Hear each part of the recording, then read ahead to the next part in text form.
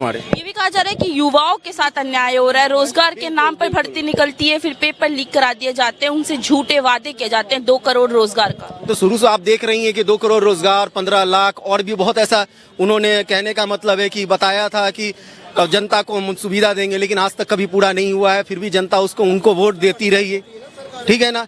लेकिन इस बार कोई चांस नहीं है, 100% इस बार कोई जाति धर्म वाली बात नहीं है। इस बार देश के पड़ते बात है। ना हमको ये देखना है कि कहने का मतलब वो हिंदू है, ना ये देखना है मुस्लिम है, ना वो ये देखना है सिख है। अब देश के पड़ते हुए हमें सोचना है कि क्या करना है। अगर इनको हम चेंज नहीं करेंगे तो आने वाला समय में ये बहुत बड़ा युद्ध रखा हुआ है। जाति धर्म की लड़ाई 100% हो सकती है मैडम, मैं कह दूंगा।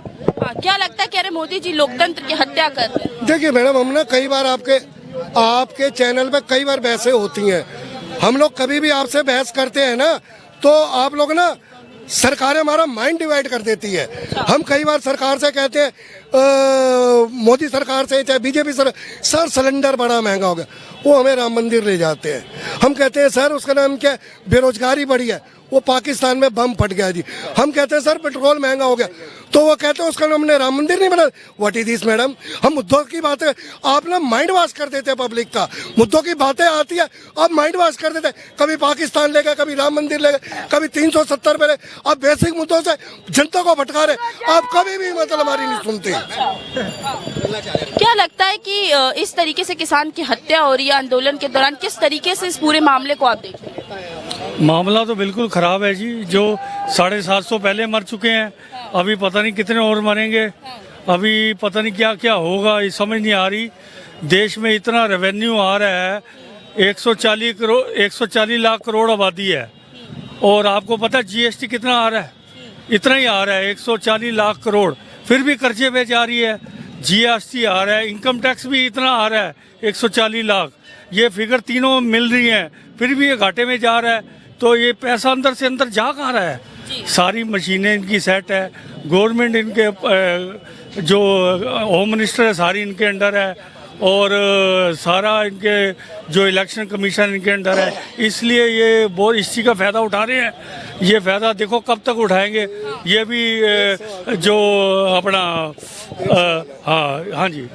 देखिए मैं ना, अब गवर्नमेंटों से आप लॉजिक, हिंदुस्तान के अंदर अगर आप सांस भी ले रहे हो उस पर भी टैक्स है। इस चीज को मान लीजिए आप, कोई ऐसी चीज नहीं है जिसपे टैक्स नहीं है। मनमोहन सिंह की सरकार गई थी, 56 लाख करोड़ का कर्जा हमारे सर पे छोड़ के गई थी। 13-14 प्रधानमंत्री गए थे। मोदी जी आए 10 साल में 205 लाख करोड़ का कर्जा कर दिया। और सबसे बेशरम सरकार ही है, गुरुद्वारे के लंगर पे भी जीएसटी। ओ माय गॉड, ये कौन सा गुरुद्वारा बिजनेस कर रहा है?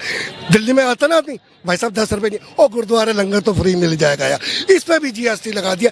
ये इनको शर्म आनी चाहिए। ये मेरे कहने का मतलब है। जय हिंद, जय भारत। अच्छा ठीक, ये भी कहा जा रहा है कि किसानों के जान के दुश्मन है मोदी जी, ऐसा राहुल गांधी कह रहे हैं। ऐसा क्यों कहा जा रहा है? जान के दुश्मन, जो इनके खिलाफ बोलेगा उसी के दुश्मन है ये। अच्छा। खाली किसान के नहीं है, जो इनके खिलाफ बोलेगा, जो सच्चाई की तरफ जाएगा या कुछ ऐसा होगा, वो उन्हीं के दुश्मन है, उसी के दुश्मन है। हाँ जी, हाँ जी, ये बात है। हमेशा बुरी लगेगी। हाँ जी, सच्ची बात तो हमेशा बुरी लगेगी। है जो उसके मतलब की बात होती है वो तो रिकॉर्ड कर देते हैं आप, जो उनके मतलब की बात नहीं है तो डिलीट कर देते हैं आप। तो आपको बता के फायदा भी क्या? सब मन के, ये तो पब्लिक के मन को समझाने के लिए आप बात कर रहे हो। हाँ, जो कहा जाए मोदी मोदी मोदी, अब और भी तो सरकारें हैं, और भी तो लोग, समझे?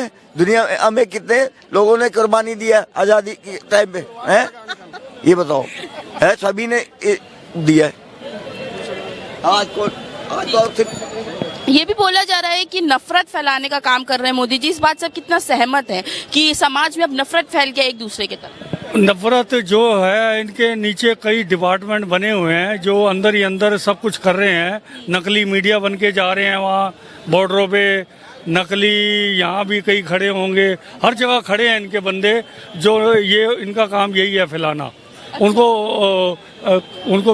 सैलरी पे है सब, वो सैलरी पे काम करता है। हाँ, उनका सारा ध्यान इधर ही है, गवर्नमेंट का सारा ध्यान इधर ही है।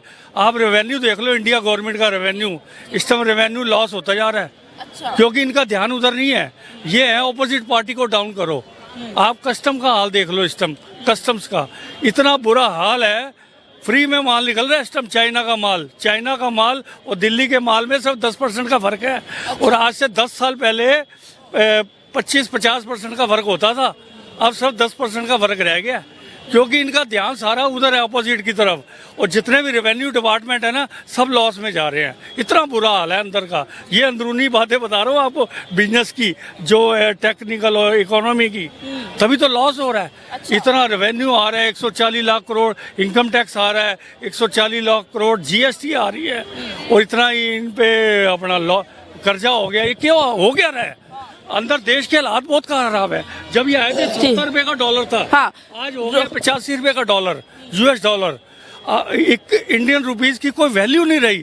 आप विदेशों में जाओ, आपको ऐसी नजरों में देखते हैं इंडियन, इमिग्रेशन वाले ऐसे चेक कर रहे हैं इंडियंस को, ये तो यहाँ आके हम खुश होकर खड़े हैं। आप कभी जाओ विदेशों में, किसी भी कंट्री में, इंडियन को साइड में खड़ा कर देते हैं, इंडियन को। इतना बुरा हाल है। ये अंदरूनी बातें बता रहा हूँ मैं आपको, किसी भी देश में चले जाओ, इंडियन की इतनी चेकिंग हो रही है, इतना बुरा हाल है। रोजगार के मुद्दे को भी लगातार विपक्ष सवाल उठा रही है कि वादा किया गया था 2 करोड़ रोजगार का, नहीं दिया गया। कई वादे थे जो पूरे डायलॉग हो गया, वो तो अब पुराना हो गया, उसके लिए मैं क्या बोलूँ, वो तो इनके पुराने डायलॉग हैं। अब लेटेस्ट बातें कर रहा हूँ मैं तो आपसे। हाँ, और कोई लेटेस्ट का कोई क्वेश्चन करो, मैं आपको आंसर बताता हूँ।